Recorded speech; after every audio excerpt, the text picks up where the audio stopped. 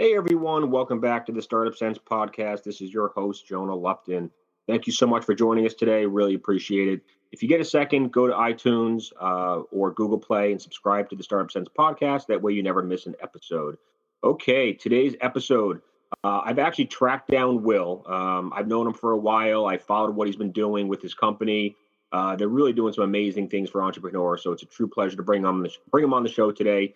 So we're going to be talking to Wil Schroter. He is the co-founder or founder of Startupsco. They are an amazing kind of conglomerate platform with a bunch of different entities and resources that help entrepreneurs. So let's welcome Wil. Wil, how are you, man? I'm doing great. Thanks for having me. Thank you so much. So before we talk about Startups.co and the platform that you've built over the last X number of years, tell us about yourself. What were you doing before this? Sure. I've almost never had a job that hasn't involved being a startup founder. So that's kind of all I've done in the last 23 years. Grew up on the East Coast, started my first business while I was in college at 19. It was one of the first web design companies back in 1994. When I told people I was starting a internet business, nobody asked me what type of internet business. They asked me, what is the internet? So there was a time and a place where that was a thing. And we were literally building some of the first websites on the internet. With that, we grew that agency to a pretty large size, to about $700 million in billings within about 6 or 7 years with no outside financing. That went on to get sold, get taken public, and it just got resold, I think for the third time, to another private equity company a month or two ago for about $4 billion, which just blows my mind. I have nothing to do with that, but it just blows my mind that was part of our history. Any regrets getting out of that business? Not at all. Okay. I was really, really fortunate for a whole host of reasons that I won't bore you with, but I wasn't a huge fan of professional services. And at the end of the day, we work with great clients, but I just kind of wasn't my thing. I didn't like building things for other people. I prefer to build stuff for myself. And so with that in mind, in the early 2000s, I started an incubator to build all these different companies and concepts that were in my mind.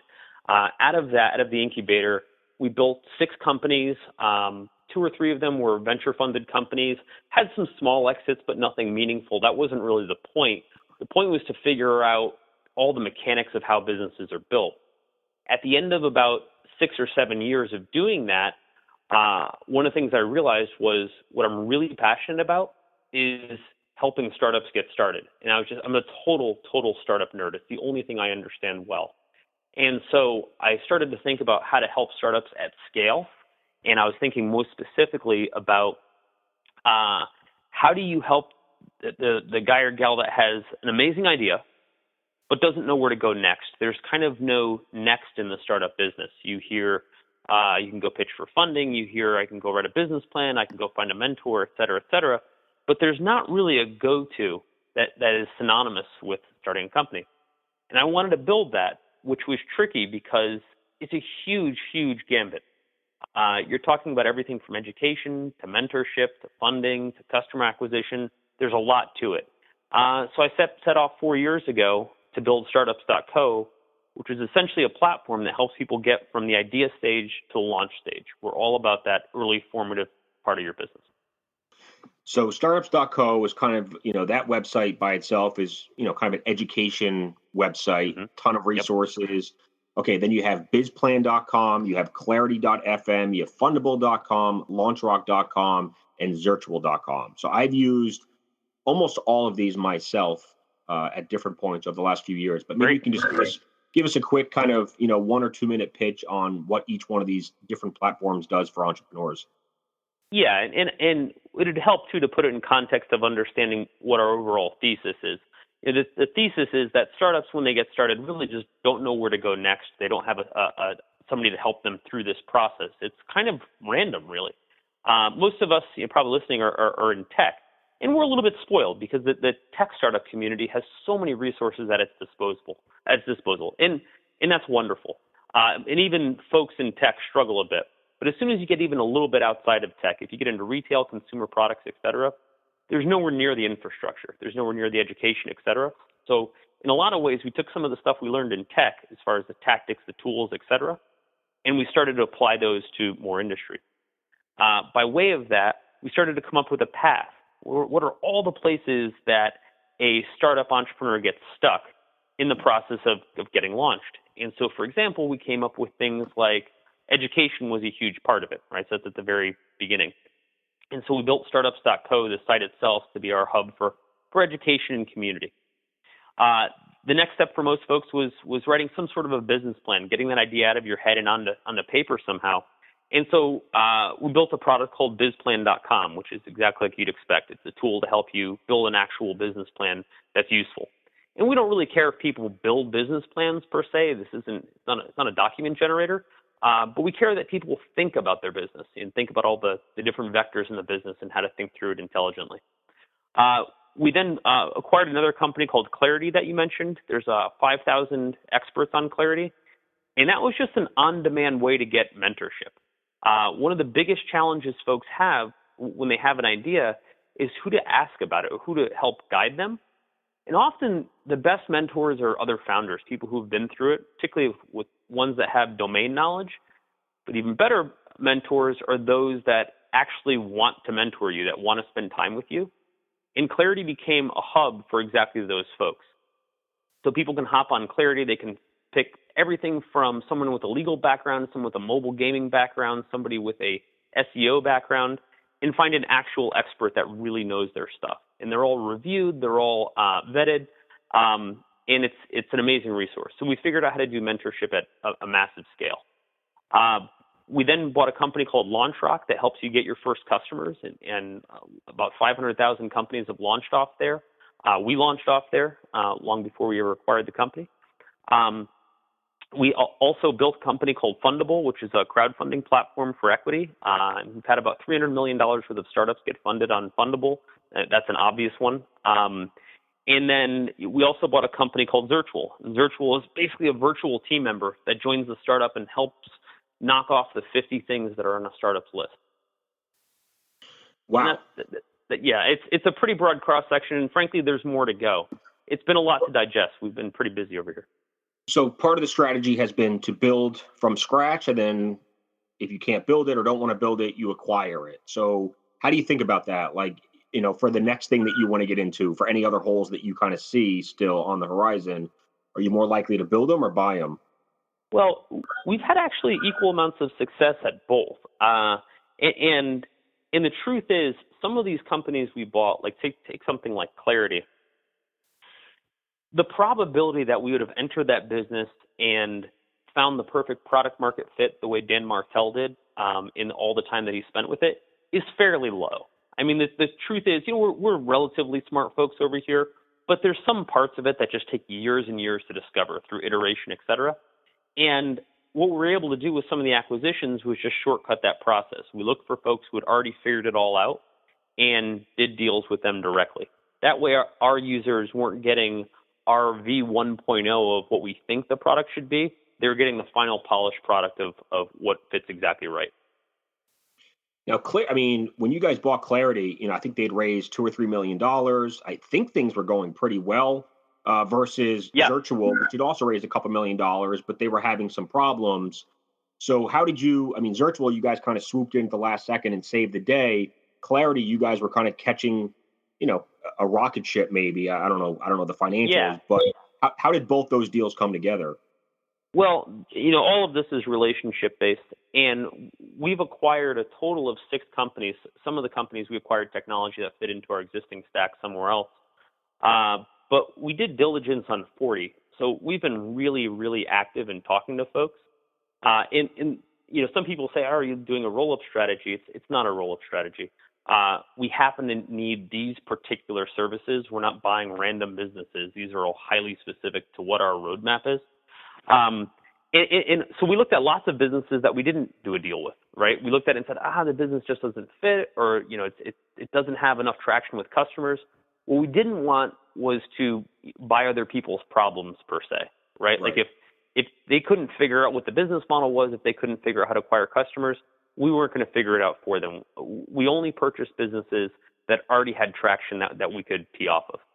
This is Jonah Lupton, founder of the Lupton Group and host of the Startup Sense podcast.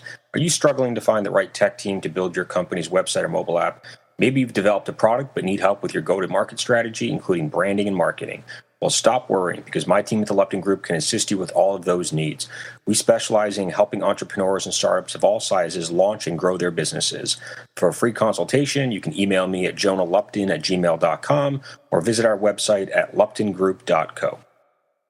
So what's been, with Zirtual or any of these properties that you guys have acquired, once you plug them into the startup.co or the startups.co ecosystem, what happens to the traction? I mean, what happens to the growth rate?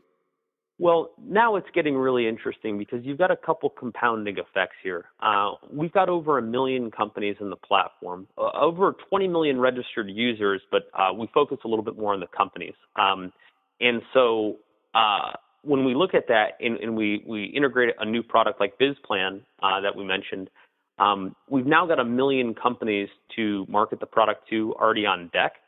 And every time we add another company to the mix, particularly ones that already are in market with traction, like a Clarity or a LaunchRock, that whole user base now becomes an opportunity for the other products. So it's got a really strong compounding effect. And we're pretty clear about, what our mission and path is as it would relate to the startups. We're not saying that you have to use all the stuff in our store.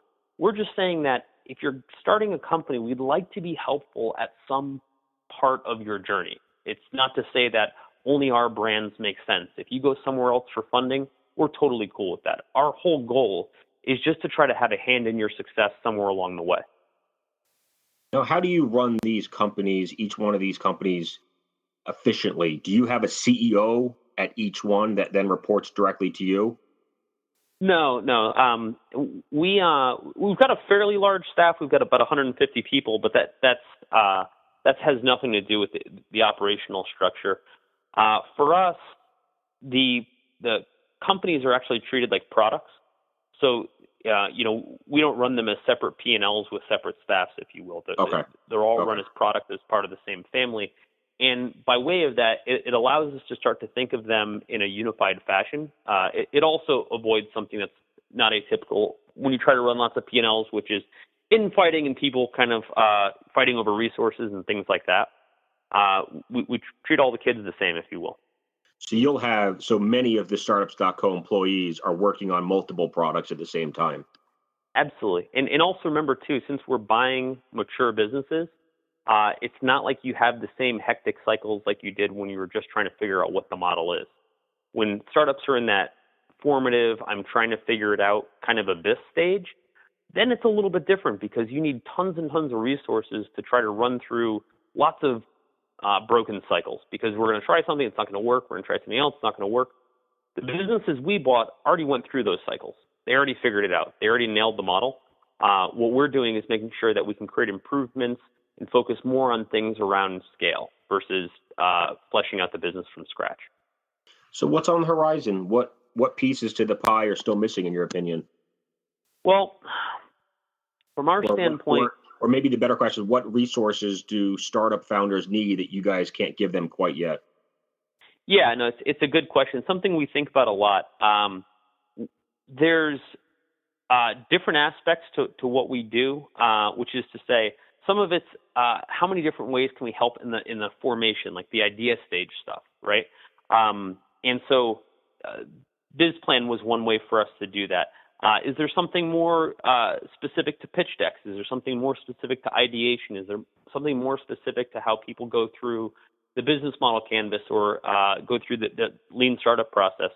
We're wrapping our heads around things like that, and that's what I'd call on one end of the spectrum, which is how do you take ideas and start to formulate them? On the other end of the spectrum is, okay, once you have the idea, how do you escalate it quickly? What are all the hacks you can get through so you can get to customers, so you can get to revenues, so you can get the team spun up quickly, et cetera? And there's lots and lots of solutions out there that help people through those processes.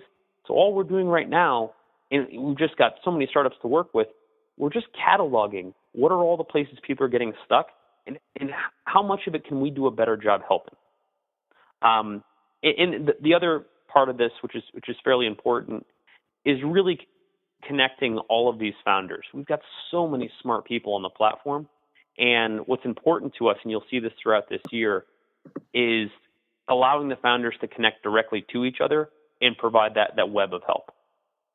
Now, you've seen hundreds of thousands of companies come through the Startupsco platform. Some of them, you've probably heard stories from some of them. You've gotten feedback. For the ones that have really made it, that have been successful, what do you think has led to that success? Is it the right product, the right team, the ability to raise capital, the ability to get customers? What what have you seen that you can share with us? Yeah, and we get asked this question a lot, and people are kind of saying, like, what's the magic formula, if you will? And what they're saying is there a theme that tends to lead towards successful companies? And people will tell you about founder hustle. They'll say about finding product market fit, et cetera. It's getting revenue. As trite as that seems. And really, of all the companies we work with, about a third of them would be squarely in technology. About a third are in retail of some sort, and a third of those are in consumer products. Only in technology do we hear people talk about revenue as a goal that they're trying to get to. The rest of the business world doesn't think of revenue as an afterthought, right? Nobody's opening up a pizza shop saying we're going to give away our pizza for 2 years and hope that by then we have enough customers coming in the door to turn on revenue. Like, it's just like nobody thinks like that. Like, pizza shops can't really do the freemium model. Exactly, right. And so, so when we think about again the different businesses, et cetera, we think about what makes them successful. Time and time again, it's they get to revenue early so that they're around long enough to figure out the rest of the business. We just don't see a lot of businesses failing that have revenue. We see lots of businesses that either put it off or they didn't come up with a clever plan to extract revenue, and that's why they fail. It's surprising, again, industry to industry, how that's a big conversation in tech and almost a silly conversation, say, in retail. So, the ability to get customers, to get revenue, that it's a function of many things, right? Hustle of the founders, the ability to do the right marketing, to find the right channels that have the best ROI.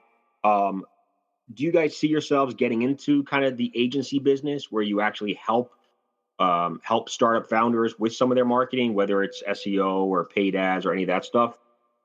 Yeah, so we actually have a small agency within startups that we don't promote too publicly just because we haven't taken the time to.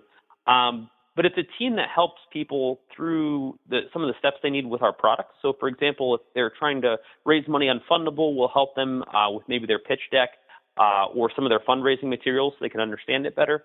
If they're using LaunchRock, we might help them with some of the graphical assets to get a campaign launched. Most often, folks are coming to us. It's just one or two people in a room, right? There's not a lot of resources. There's not a lot of team. So we try to augment that wherever possible, which is why we bought Zirtual, so we could put people on your team really cost effectively. And that worked out wonderfully. But the truth is, most of the folks that are on the platform are trying to get their first customer, et cetera. And while we've looked at, are there longer term things we can do, like you're suggesting around their SEO, et cetera, that starts to feel where our unique value starts to burn off a bit, because at that point you probably just should go to an agency, and there's a million of them, and some of them are really good. Right. Okay. Now talk to me about Fundable, because I remember when you guys first launched this. I don't know if it was 4 or 5 years ago. I forget exactly, but how did you guys, first get your traction for the platform, and how have things progressed over time? The funding space has been really interesting to us because it was one of the first products we launched with. We did build it from scratch. We built it at a very interesting time. It was right when the Jobs Act was proposed, hadn't passed yet, in a meaningful way. And crowdfunding was a big thing, right? And it was all anybody talked about circa 2012. What we've learned since then, and certainly the other proprietors of crowdfunding platforms, is that it's a useful tool, but it's not quite the golden tool that everybody had thought it was going to be, right? Kickstarter hasn't grown in years, right? Not because it's a bad platform, but because there is kind of an upper limit to where all the switches work perfectly, right? Where you've got the right product with the right audience, with the right intent to spend, et cetera. Equity crowdfunding, raising money, definitely the same thing. There's a certain number of companies that can do it, but not an unlimited number. And there's certainly a limited number of investors who are interested in that proposition. And so I think a lot of what you've seen with crowdfunding is in the past couple of years, it's more or less hit a maturity point. When I say leveled off, it always has some level of growth, but nowhere near what people thought. I think, we probably hit the max capacity as far as the combination of people willing to spend and people willing to raise, probably about 2 years ago. Yeah, and I've looked at crowdfunding for one of my companies, and doing the equity crowdfunding, so giving away equity to a bunch of investors, either accredited or non-accredited, because now I think, you have both options. Is Fundable doing it both ways right now? Are they doing accredited and non-accredited for equity crowdfunding? We typically work with accredited investors. When you start to get into the unaccredited space, obviously, like you suggested, there's a lot more restrictions. And we're not 100% sure yet whether it's a good idea. We don't have a strong opinion either way. We're kind of in a wait and see mode. We hope it works, of course, because that means more founders can get funded. But I think we're going to need a couple years as an industry to see things shake out a bit. One of the things not a lot of people talk about is crowdfunding is great where a lot of money goes into these companies. We're still trying to wrap our heads around how to get money back out. Because, right. Because anything is one thing. At the end of the day, this failure rate for startups is high because startups are hard. And I'm not 1,000% sure a larger subsection of investors truly understand that. And what I've always felt fairly strongly about since the beginning was as this starts to proliferate and you get more and more fairly unsophisticated investors, not unsophisticated people, just unsophisticated investors, start to put money into startups, and then these startups start to come back and the pixie dust is worn off over the first couple of years, and they say, hey, we're losing money, or hey, we're going to go out of business. The question is whether or not those supporting the startups truly understand what happened, right? Because there's a very fine line between failure and fraud, right?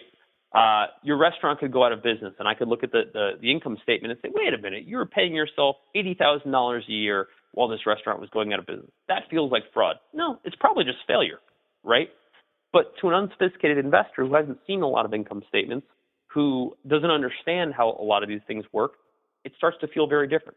Right. I mean, because if Mr. and Mrs. Smith go out and buy lottery tickets or they want to speculate in real estate, it's easier to wrap your head around the risks. With a startup, with a million different, parts moving at the same time, it's a little bit harder. Yeah, and the truth is, no one knows, including the founder, with absolute certainty, whether or not that failure could have been avoided. Right. I think the real value for me at least, the real value behind getting investment from a lot of people would be that those people kind of become your sales force. If they own a little piece of the pie, they're hopefully out there promoting you. Whether or not it happens is a different story. Yeah, I was going to say you would think so, but we've yet to see that actually happen at any scale. Which isn't to say it hasn't. I've got to imagine it has happened, but I don't think that becomes a default condition that you can rely on.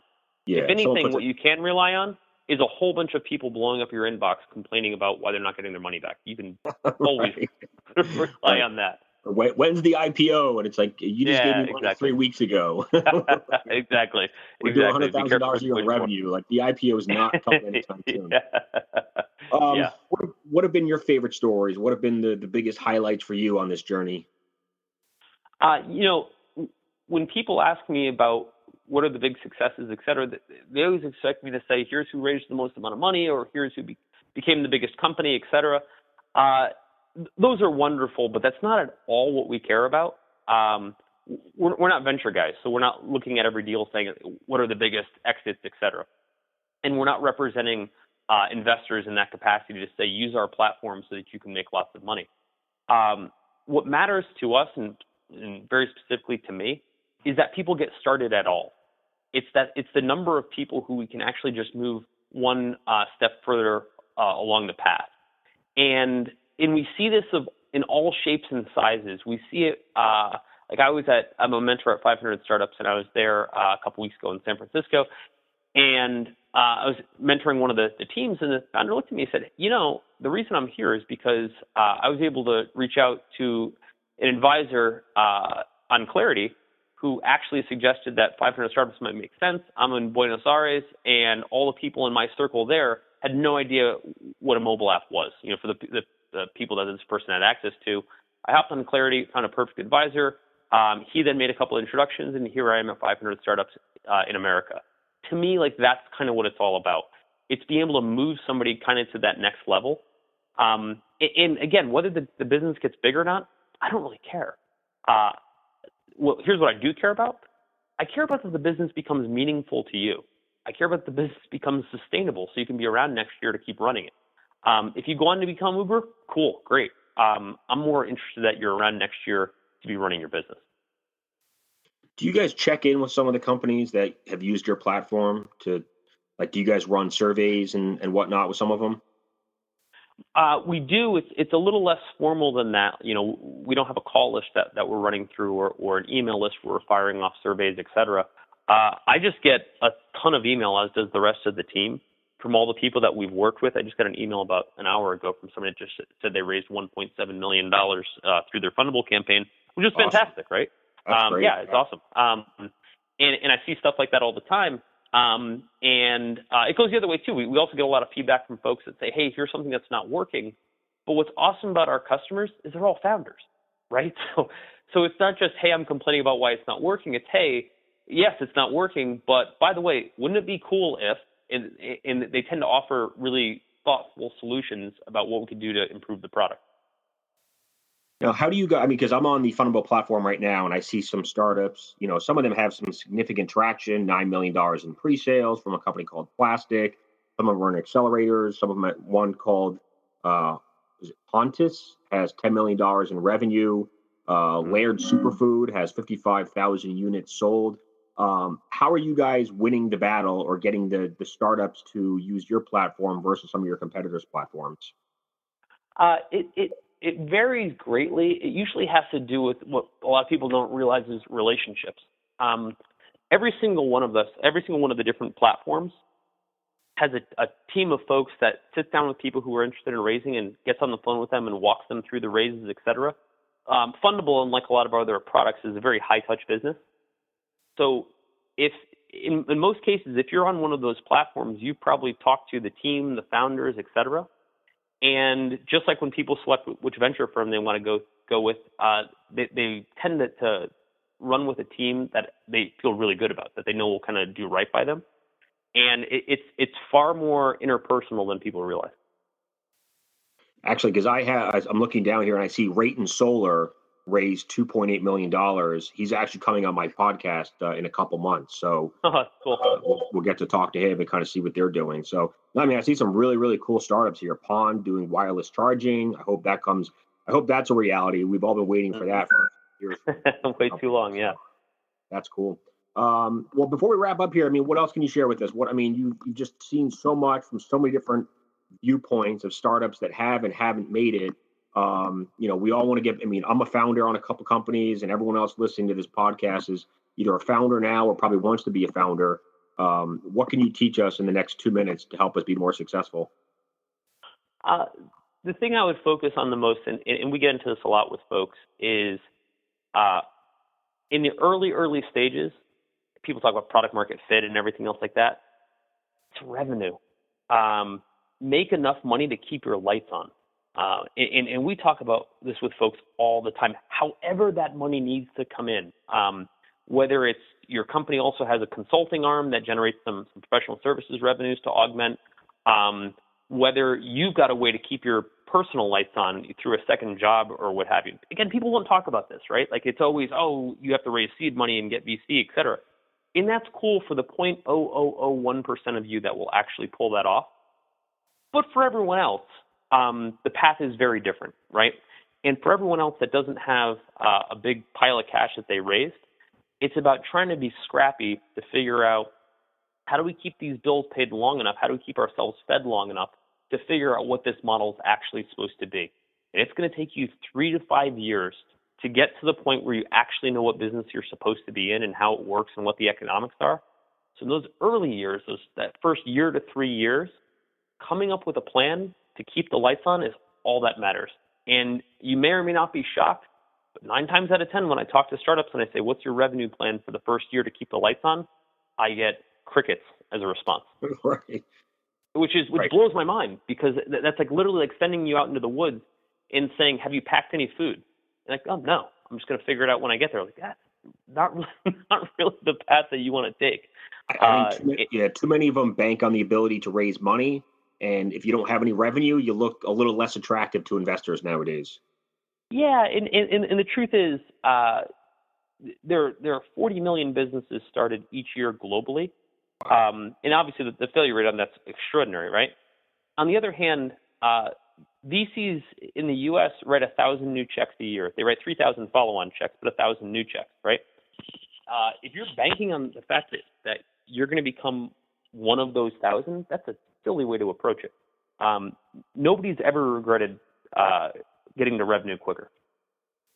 Do you guys think you'll get into the kind of like the legal space, helping startups with their early legal docs and filing those with the appropriate agencies and getting set up with LLCs and all that good stuff? We certainly could. It kind of falls into the category of are we adding a lot more value to that process? Yeah. Figure we're in the business of helping people get started, but also forming businesses themselves. So there's every bit of 100 different lines of business we could get into. Yeah, of course. From email and domain to legal to professional services, et cetera. Accounting, and they're all the list wonderful. goes on. Yeah. You got it. Right. What we look at, though, is we say, if you take something like clarity, can we do it really well? Is there somebody that's solving that problem so well and in such a novel way that we should be a part of that story? And so if it's a different version of LegalZoom and we're like, LegalZoom's okay, then we're a little less excited about that. If we were to get into the job space, it's like, well, there's 5 billion job boards. Is ours going to be notably better than the others? Probably not. Right. Does it mean we'll never get into jobs? But it just means that it's not a glaring problem to us. Yeah, there's not a big gap in the market. Like you said. I mean, if I want to post a job or go find a job, there are plenty of places to go to nowadays that do a pretty decent job at it. Yeah. And so we look at it and we say, again, is there something unique about the problems that the folks on our platform have? And we're fortunate in the fact that since they're all founders, they have no problem telling us, hey, here's what I'm struggling with. Here's where you guys could be helpful. They do our founders, our customers, if you will, do a really good job of helping tell us where to go next. 2 last questions. One, if you could go back and do anything differently, what would it be? What was just one mistake that you guys kind of made? Could be anything. I'm going to answer it differently. If I could tell you the one thing that we did really well that would have been a mistake was spend too much time just doing one thing. If we were still 4 or 5 years later just working on Fundable, we decided that early in 2012 to expand beyond just crowdfunding and getting into things like LaunchRock and other aspects of our business. Had we just stuck with crowdfunding, it would have been too small of a business, too small of a market, if you will. And we looked at it early on and we said it doesn't matter how big the market is. The problem is that our startups need a lot more help, and we realized that we had to go much broader. And thankfully, we came to that conclusion early because that wound up being a really important part of our bet. Awesome. And last question here: what is your number one business goal for 2017? Connecting all the founders.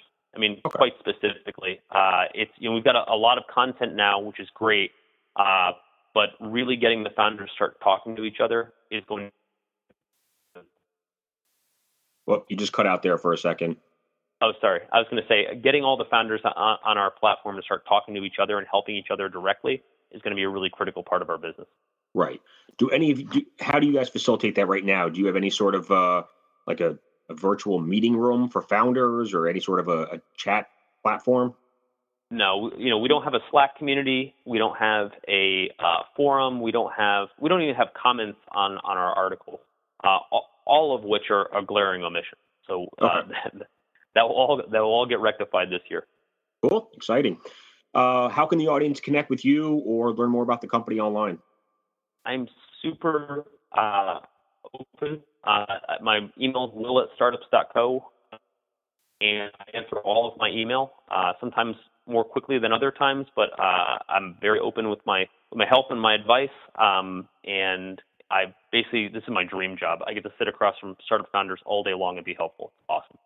If I could go back 10 years, and kind of create my own career from scratch again, I'd probably want to do exactly what you're doing right now. So actually, cool. That's how I got here. This whole thing started with me 4 or 5 years ago saying, look, I can build more companies as I was doing through the incubator, what have you, but what do I actually want to do all day, every day for the rest of my life? And the answer was sit across from founders and talk shop. Awesome, and then I had to figure out a way to get paid for it. And so here I am. Actually, I will ask one more question. So you're in Columbus, Ohio. What does the startup scene out there look like? And why are you guys in Ohio and not Silicon Valley? Yeah. So, well, as it happens, I actually split my time. What was between Columbus and San Francisco. I actually just moved from San Francisco last week down to Los Angeles. But the Columbus startup scene is frankly almost identical to every other startup scene in every other city. Everyone doesn't realize that they think their city's just got this unique aspect to it, and I'm sure something about the city is unique. But the truth is, almost every city is like, hey, how can we be more like Silicon Valley, or how can we, get more capital locally, et cetera. Most of the communities are very similar in nature. What works for Columbus so well is it's a very young town. It's got one of the largest universities. So there's a lot of great young energy. We've got some interesting new sources of capital. We had a company called Drive Capital open up shop about 3 years ago, raised about $500 million, 2 ex-Sequoia guys, and they've done very well in igniting the community here. We just had our first $1 billion exit last week, a company called Cover My Meds, which raised almost no outside capital. And who bought that? Who bought them? You asked me too quickly. McKesson. Wow. Yeah, but I mean, they sold for $1.1 billion last week, and here's a company that raised no outside capital. They took on a little PE money, but that was much later on, and a phenomenal exit, just an incredibly well-run company. So Columbus has definitely had a good couple of years, and from a lifestyle standpoint, it's wonderful. Me and my wife, my daughter, and my son, we all get on a plane and live at our other home in San Francisco, what will now be Los Angeles, because there's just more activity there. Right. You still there? Yeah. Oh, okay. And so with that said, it's great being in Columbus. We love building a business here. But we do need to get on a plane, right? If we want to be involved in all the deals that we're talking about and all the different companies, we've got to be where all the action is. Right. Absolutely. Nope. Certainly understand that. Okay, man. Let's wrap it up. Really, really thankful for your time. It's the day after the Super Bowl. I'm a Patriots fan, so I'm still recovering a little bit. But congratulations. Thank you, man. Crazy game. Well, thank you so much for being a guest. I know you're busy, and you really, I can vouch for the responding to email thing. I can't even imagine how many emails you must get a day, but you are pretty quick to getting back to me. So I thank you for that. Certainly want to wish you the best. And as you guys add more products to the platform, feel free to come back and tell us all about it. I'd love it. Thanks. Cool. Talk to you soon, Will. Bye. Take care. Bye.